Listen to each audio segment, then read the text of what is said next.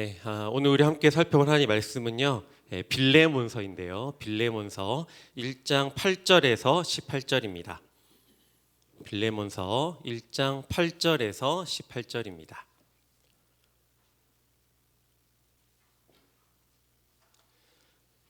네, 우리 교독해서 읽겠습니다.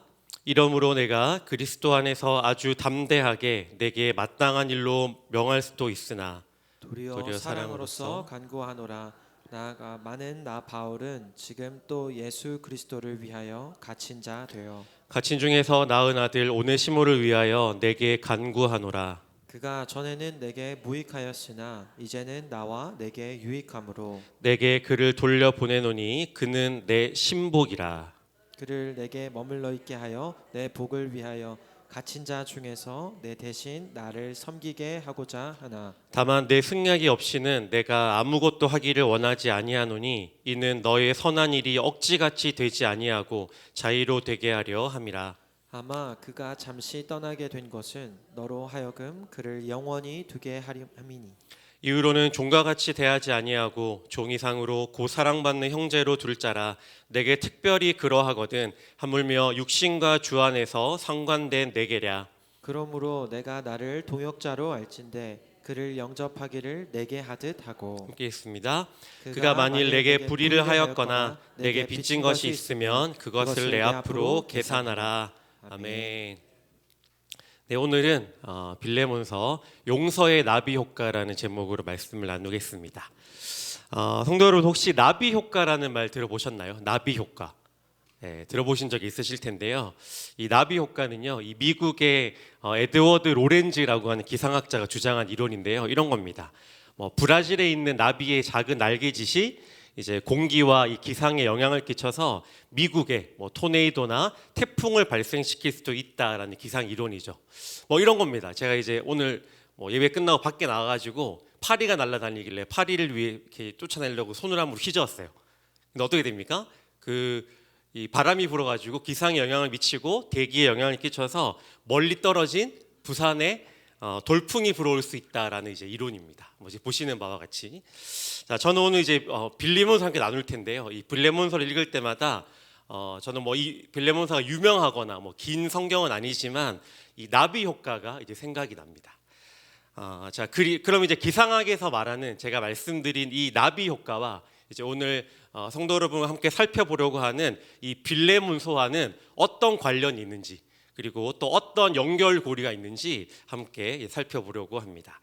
자, 오늘 너무 잘 오셨습니다. 예배이기도 하지만 잘 나오셨지만, 왜냐하면 오늘은 이 성경이 총 몇 권입니까?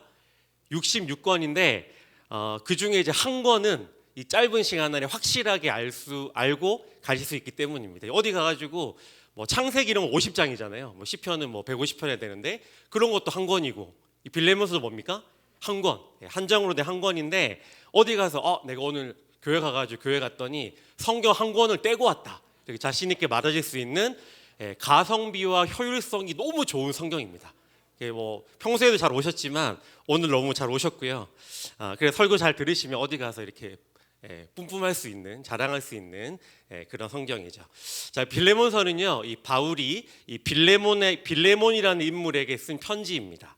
자, 바울이 빌레몬에게 무언가 이제 부탁하는 내용으로 되어 있고요. 이 17절에는 오늘 본문 17절에는 이 편지를 쓴 목적이 잘 드러나 있는데요. 우리 17절 함께 10절에서 바울이 빌레몬에게 뭐라고 말하고 있는지 함께 읽어보겠습니다. 그러므로 내가 나를 동역자로 알진대 그를 영접하기를 내게 하듯 하고.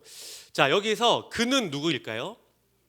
그를 영접하라고 말하는데 바울이 말하는 그는 누구를 말하겠습니까?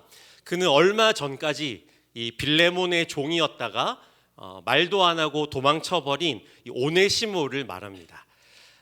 이 빌레몬서는요, 어려운 성경이 아닙니다. 총 이제 3명의 등장인물이 나오는데요. 이 편지를 써서 보내는 바울과 이 편지를 받아서 읽는 빌레몬과 그리고 이 편지의 내용에 등장하는 이 오네시모, 이렇게 3사람이 등장하는 아주 짧은 성경입니다. 자, 바울은 이 빌레몬에게 이 오네시모를 어떻게 대하라고, 어떻게 해달라고 요청합니까? 영접하기를 내게 하듯 하고 라고 오네시모를 영접해 달라고 이 빌레몬에게 이제 요청을 합니다. 자, 여기서 이제 영접하다라는 단어는요, 이 헬라어 원어로 이 데코마이라고 하는데요. 데코마이. 이 뜻은 뭐 영접하다, 환영하다, 받다라는 의미가 있는 단어입니다. 자, 이 단어는요, 나와 의견이 다른 사람을 이해하고 내가 있는 공동체 안으로 기꺼이 받아들일 때 쓰는 단어입니다. 하나님이 우리를 받으셨다라고 할 때 쓰는 단어도 바로 이 데코마인 거죠. 자, 바울은 빌레몬에게 도망쳤던 종이 오네시모를 어떻게 하라고 말합니까? 친절하게 환영해주고 그를 공동체 안으로 기꺼이, 하나님께서 너를 그렇게 하셨던 것처럼, 우리를 그렇게 하셨던 것처럼 공동체 안으로 기꺼이 받아들여 달라라는 의미로 이 데코마이라는 단어를 쓰고 있는 것이죠. 자, 그런데 성도 여러분, 이게 솔직히 말은 좋지만 이 솔직히 자신에게 피해를 끼치고 막대한 피해를 끼치고 도망쳐버린 이 배신자 오네시모를 쉽게 용서할 수 있겠습니까? 성도님이라면 어떻게 하시겠습니까? 막대한 피해를 끼치고 돈을 훔쳐서 도망갔는지도 모를 이 막대한 피해를 끼치고 도망친 오네시모를 이 빌레몬은 생각만 해도 괘씸하고 자다가 벌떡 일어나고 이가 박박 갈렸을 겁니다. 자, 빌레몬은 빌레몬은 이런입니다. 빌레몬은 이 바울이 에베소에 이 3차 전도 여행을 갔었을 때 바울을 통해서 복음을 듣고 이제 예수를 믿어서 이 골로새 교회의 지도자가 된 이제 사람이었습니다. 자, 2절에 보면, 오늘 본문 2절에 보면 내 집에 있는 교회라는 말이 나오는데요. 어떻습니까? 자기 집을 이 교회 모임 장소로 내어줄 정도로 그런 마음이 있었던 그런 교회 지도자가 아무리 종이라고 하더라도 오네시모를 못되게 대하지는 않았을 것이라고 우리 생각해 볼 수가 있습니다. 자, 그런데 이 종 오네시모는 이유는 모르지만, 이유는 성경에 나타나 있지 않지만 어쨌든 어떻게 합니까? 지금 보시는 바와 같이 주인에게 말도 안 하고 밤늦게 아무도 모르게 도망을 치게 됩니다. 자, 그리고 바울이 감옥에 갇혀 있는 어디로 갑니까? 로마로. 그 당시 가장 우리나라 같으면 서울과 같은 가장 번화했던 로마로 도망을 치게 됩니다. 자, 이런 오네시모를 향해 이제 주인인 빌레몬의 감정이 어땠을까요? 아까 말씀드린 것처럼 분명 배신감과 분노가 엄청났을 겁니다. 자, 이 와중에 빌레몬은 이 로마에 갇혀 있는 바울로부터 바울에게 편지 한 통이 날아오게 됩니다. 그 편지가 바로 이 빌레몬서인 것이죠. 자, 바울은 편지에서 이 오네시모가 로마에서 예수를 믿게 되었다는 소식도 이 편지에 함께 밝힙니다. 자, 10절부터 12절까지 우리 함께 읽도록 하겠습니다. 갇힌 중에서 낳은 아들 오네시모를 위하여 내게 간구하노라. 그가 전에는 내게 무익하였으나 이제는 나와 내게 유익함으로 내게 그를 돌려보내노니 그는 내 신복이라. 자, 지금 우리가 이 2024년을 살고 있는 대한민국 민주주의에 사는 신분지도가 철폐된 이 사회를 사는 우리에게는 이렇게 생각할 수 있습니다. 우리는 종이 불쌍한데 얼마나 고생했으면, 얼마나 힘들었으면 그랬겠냐, 봐줄 수 있지 않냐, 이렇게 싶지만 지금으로부터 2000년 전 신분 제도가 너무나 견고히 있었고 종과 주인 제도가 있었던 그런 문화에서는 이 종을 사랑으로 용납하고 용서한다라는 것은 그 전에 있었던 적도 없고 상상할 수도 없는 일이었던 것이죠. 자, 게다가 도망간 종은 이 당시에 종이 도망갔다가 잡히게 되면 주인은 그 종을 때려 죽여도 상관이 없었습니다. 자, 그런 빌레몬은 이 바울의 편지를 받고 어떻게 했을까요? 바울의 편지를 받고 당장 로마로 달려가가지고 몽둥이를 붙잡고 가가지고 어떻게 막 눈에 불을 켜고 잡으려고 했을까요? 빌레몬이 오네시모를 환영했는지 아니면 거부했는지 그 결과가 이 성경이나 이 빌레몬서에 직접적으로 나타나 있진 않지만 이 빌레몬서가 신약 성경에 이제 포함되어 있고 66권의 성경 중에 포함되어 있는 것을 보면 오네시모를 이 빌레몬이 환영하고 영접했다라는 것이 이제 분명합니다. 자, 빌레몬은 자기를 배반하고 도망간 이 오네시모를 다시 어떻게 합니까? 기꺼이 받아들이고 환대하고 자기의 가족으로 여겨 주었던 것이죠. 자, 그렇다면 빌레몬은 이 오네시모를 어떻게 용서할 수 있었을까요? 그 이유는 이 빌레몬이 경험했던 이 십자가의 그 복음, 저와 성도 여러분이 알고 믿고 경험하고 있는 이 예수 그리스도의 용서와 용납의 복음은 빌레몬이 알고 있는 그 용서와 용납의 복음은 아주 힘이 세기 때문입니다. 자, 성도 여러분, 사람은 살다 보면 우리는 혼자 살지 않습니다. 우리는 어떻게 살아갑니까? 우리는 사회적인 동물이기 때문에 주변에 있는 사람들과 이런저런 상호작용을 하며 이제 살아가죠. 근데 맨날 좋은 일이 있나요? 아무리 내 성격이 좋아도 주변 사람들과 관계를 가지다 살아가다 보면 갈등이 생기고 서로 상처를 주기도 하고 힘든 일이 생기기도 마련입니다. 여기 계신 저를 포함해서 이제 여기 계신 모든 성도님들 중에 태어나서 지금까지 오늘까지 상처 한 번 받지 않으신 분 계십니까? 나는 상처 한 번 안 받았다. 그런 분은 혹시 자연인이실지도 모르겠습니다. 산에 어릴 때 사셨던지. 아니면은 나는 어릴 때부터 지금까지 상처되는 말을 한 번도 안 들어봤다. 억울한 일이 없어봤다. 라고 하시는 분 혹시 계십니까? 아마 한 분도 제가 단언컨대 저를 포함해서 단 한 명도 안 계실 겁니다. 이제 어릴 때부터 지금까지 여러 가지 몇십 년의 인생을 살아오면서 사람들로부터, 나와 관계했던 사람들로부터, 나와 가까웠던지 아니면 별 상관없었던지 내 주변에 있던 사람들로부터 가슴에 비수가 꽂히는 심한 말, 그리고 마음이 아플 정도의 배신, 또 평생 기억나는, 평생 잊혀지지 않는 억울한 일들을 분명 겪으시면서 지금까지 용서하지 못하는 사람이 아마 한 명 이상은 분명 있으실 겁니다. 다 그렇지 않으십니까? 다 표정이 다 성인 군자처럼 앉아 계시지만 마음속에는 저를 포함해서, 제가 예외가 아니라 저를 포함해서 용서하지 못하는, 지금 생각만 해도 너무 화가 나는 그런 사람이 한 명 이상은 다 있으실 겁니다. 타인으로부터 그런 대접을 받게 되면 보통 어떻습니까?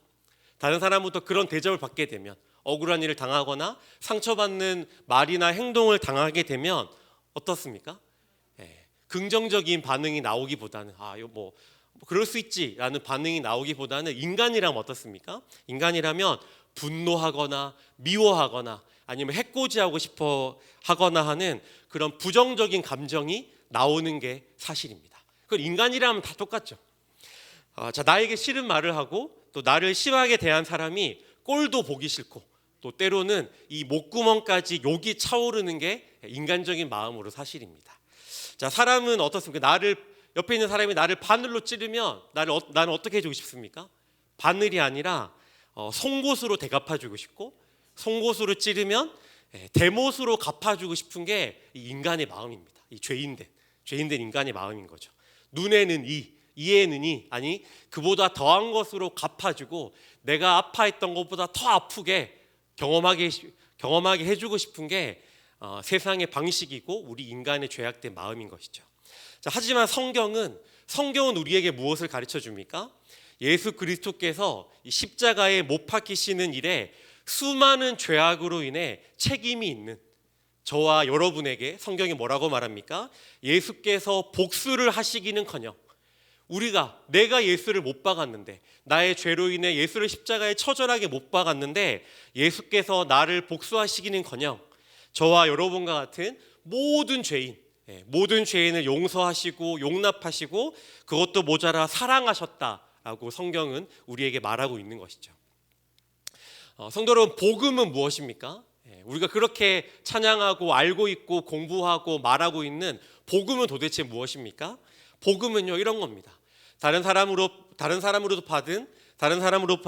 받은 모든 인간적인 서운함이나 억울함이나 상처보다 예수 그리스도의 용납과 용서의 은혜가 비교할 수 없을 정도로 훨씬 더 크고 훨씬 더 큰데, 너는 이미 그 용납과 용서를 이미 훨씬 더 크게 이미 받았다라고 하는 것이 바로 복음의 메시지이고 우리에게 말씀해 주는 성경의 기쁜 소식인 것이죠.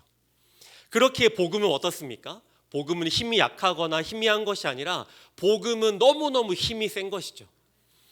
저도 인간이기에, 저도 다 말할 수는 없지만, 저도 인간이기에 저도 아직 용서하지 못하고 또 생각만 하면 제 마음을 불편하게 만드는 그런 사람이 있는 게 인간적인 마음으로 사실입니다.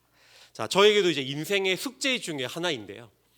그 사람을 용서해야 하는데, 용서해야 되는데, 내가 교육자인데, 내가 하나님을 믿고 있는데, 복음을 받아들였는데, 성경은 예수께서 너를 용서하신 것처럼 너도 그 사람을 용서해야 된다, 기꺼이 용서해야 한다라고 말하지만 아직까지 제 마음 가운데는 그 말씀에 전적으로 100% 순종하지 못하는 그런 부분이 있는 게 솔직한 마음, 솔직한 말씀으로 있는 게 사실입니다. 자, 성도 여러분은 어떠십니까? 성도 여러분은 그런 마음이 있을 때, 그런 억울함과 아픔과 상처와 용서하지 못하는 마음들이 있을 때 다 용서하셨나요? 네, 다 용서하고 계십니까? 성도 여러분 어떠십니까?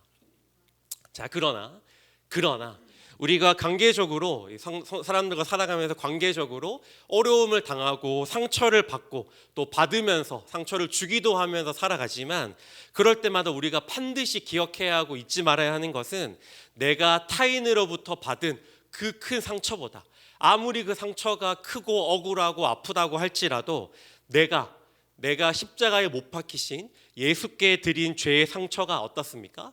훨씬 더 비교할 수 없을 정도로 크고, 그럼에도 불구하고 예수께서는 복수는커녕 저와 여러분과 같은 너무나 큰 상죄인들을 용서하시고 용납하셨다는 사실, 우리가 잊지 말아야 하는 것이죠.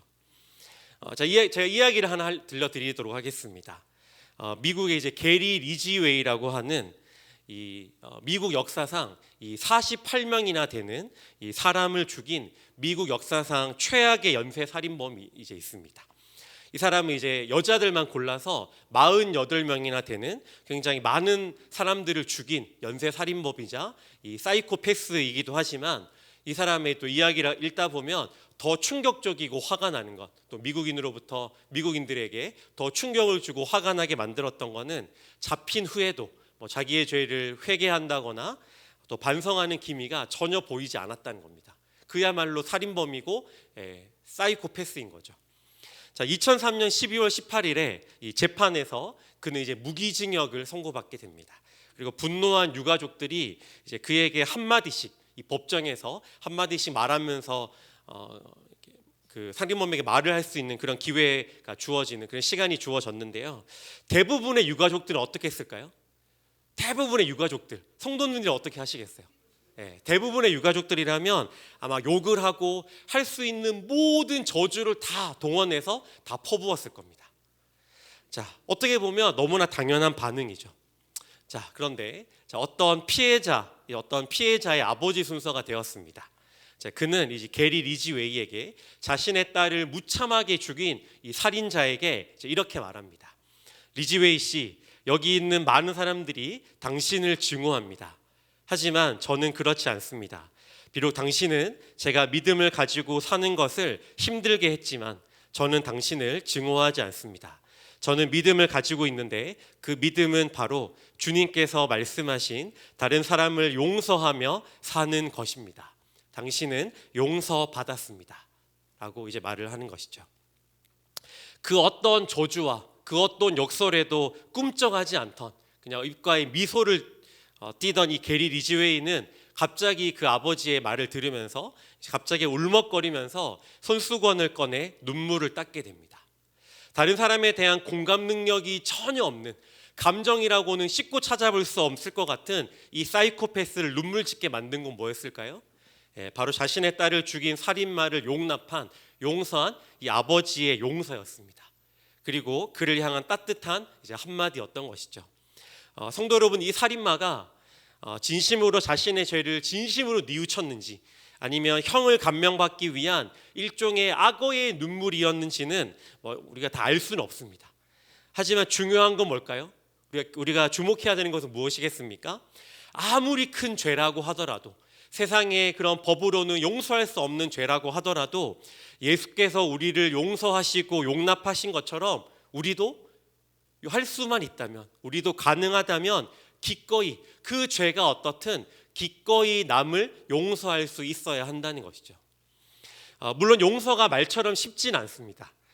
방금 말씀드린 이 이야기나 아니면은 영화나 그런 감동적인 휴먼 스토리, 그런 영화나 드라마처럼 용서는요 낭만적이지도 않고요, 또 때로는 엄청 고통스럽고 너무나 고통스러운 일인 게 사실입니다.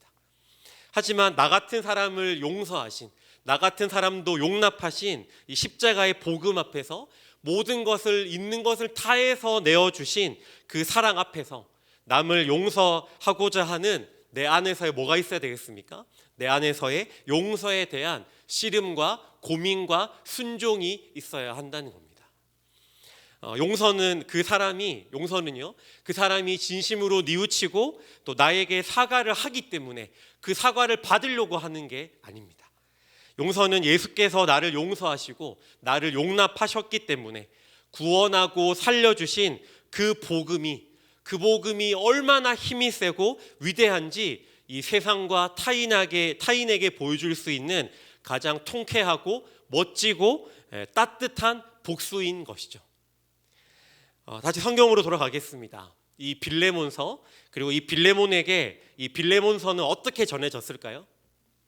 너무나 감동적인 사실은 전해져 오는 말에 의하면 이 오네시모가, 이 도망쳤던 이 종 오네시모가 자신에 대해 쓴 이 빌레몬서 편지를 들고 바울의 그 편지를 받아서 이 빌레몬을 찾아갔다는 겁니다.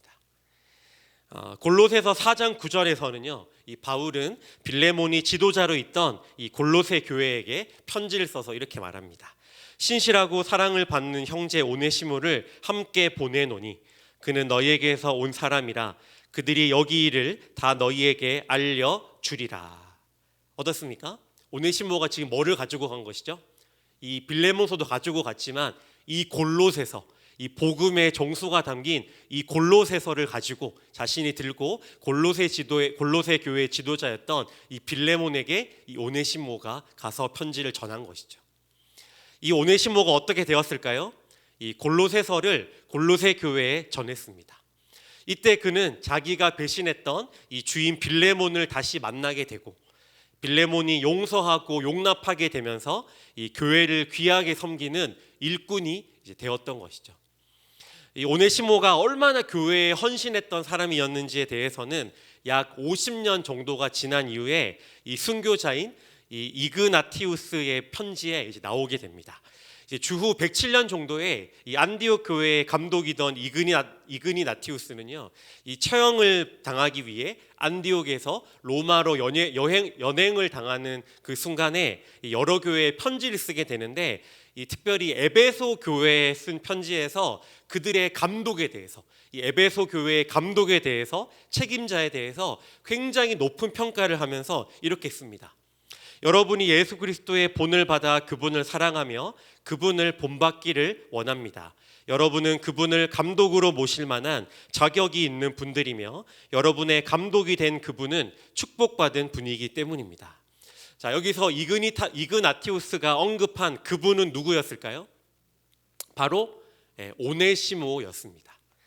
골로새의 도망자 노예가, 도망자 신세였던 그 노예가, 오네시모가 세월이 지나서 뭐가 된 겁니까? 이 빌레몬의 용서를 통해서 이 에베소 교회의 위대한 지도자, 위대한 교회의 감독이 되었던 것이죠.